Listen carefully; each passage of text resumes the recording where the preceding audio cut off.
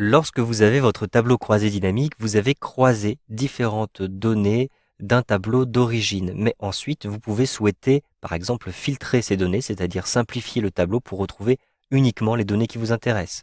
Vous pouvez aussi vouloir trier les données pour faire apparaître un ordre selon le critère qui vous intéresse. Donc, par exemple, ici, je vais avoir les critères de prix, etc. Ici, vous le voyez, il s'agit de mon tableau d'origine. Dans ce tableau d'origine, je vais avoir des commandes qui ont été faites par divers clients et je retrouve à l'intérieur d'une autre feuille le tableau croisé dynamique. J'ai choisi de classer ces différentes données par date. Vous voyez que j'ai les dates ici sur la gauche et ensuite je vais avoir différentes catégories de produits. Donc par exemple pour les achats qui concernent la chambre et le séjour, la cuisine, la salle de bain, etc.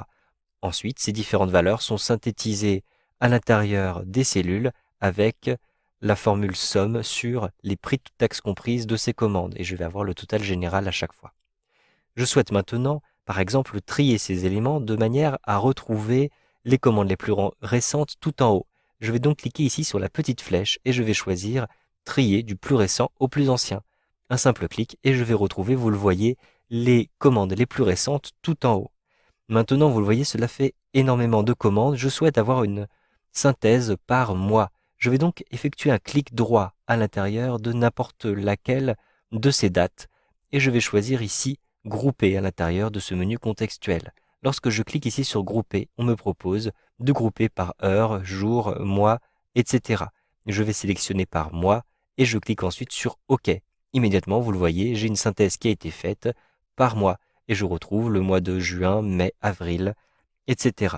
Si vous souhaitez retrouver l'affichage détaillé par date, il vous suffit de faire un clic droit comme ceci, puis choisissez ici Dissocier. Un simple clic et vous retrouvez l'ensemble de vos dates. Je souhaite maintenant masquer toutes les dates de janvier qui apparaissent ici, vous le voyez, en bas. Donc je ne souhaite pas avoir les dates pour janvier. Je vais donc effectuer un filtre sur ces données. Donc je clique ici sur la petite flèche en face des dates et je pourrais ici décocher les différents éléments qui concernent janvier. Je peux aussi appliquer des filtres chronologiques. Donc je clique ici sur filtre chronologique et je vais choisir de montrer uniquement les éléments qui se trouvent après le 31 janvier. Donc ici je sélectionne après. Et puis ici à l'intérieur de la liste, donc je souhaite afficher les éléments postérieurs au 31 janvier 2012. Vous pouvez aussi choisir antérieur ou compris entre deux dates. Je choisis postérieur. Ensuite, je vais choisir la date qui m'intéresse. Je peux utiliser ce petit calendrier. Je peux simplement rentrer la date immédiatement à l'intérieur de ce champ-ci. Donc, je vais rentrer le 31 janvier 2012 comme ceci. Ensuite, je clique sur OK. Et vous le voyez, toutes les dates qui concernaient janvier ont été effacées. Maintenant, je souhaite utiliser des options de tri supplémentaires, puisque je souhaite trier non plus selon les dates les plus récentes ou les plus anciennes, mais selon le total général qui se trouve à cet endroit-ci, pour avoir en haut les valeurs les plus fortes. Je vais donc ici appliquer un filtre différent. Je vais choisir ici les options de tri supplémentaires. Ensuite, je vais choisir d'avoir un tri descendant pour avoir les plus élevés en haut. À l'intérieur de la liste, je choisis la somme de prix toutes taxes comprises et non les dates. Ensuite, je clique sur OK. Vous le voyez, le tri a été appliqué. Je n'ai donc plus sur la gauche un ordre chronologique, mais j'ai sur la droite un ordre décroissant des différentes commandes.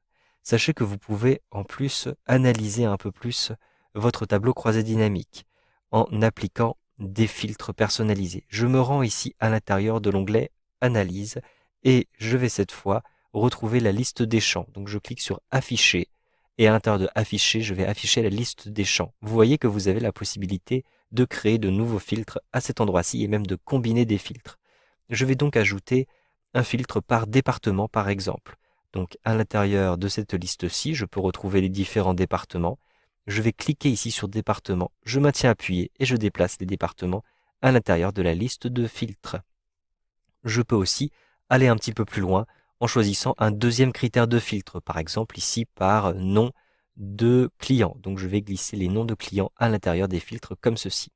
Vous le voyez maintenant, au-dessus de mon tableau croisé dynamique, je vais avoir deux nouveaux filtres qui sont apparus à l'intérieur de deux nouvelles lignes.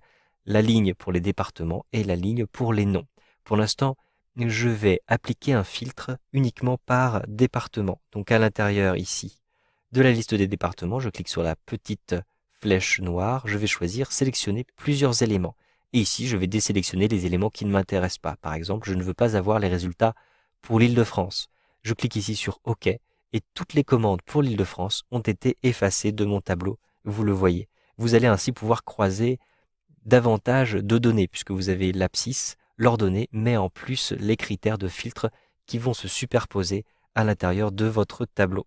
Si vous souhaitez maintenant effacer les différents filtres que vous avez déjà appliqués, vous pouvez cliquer ici sur l'en-tête des lignes puisque vous avez déjà des filtres et cliquez ensuite sur effacer le filtre de date de commande. Vous n'avez plus le filtre ici pour les dates de commande.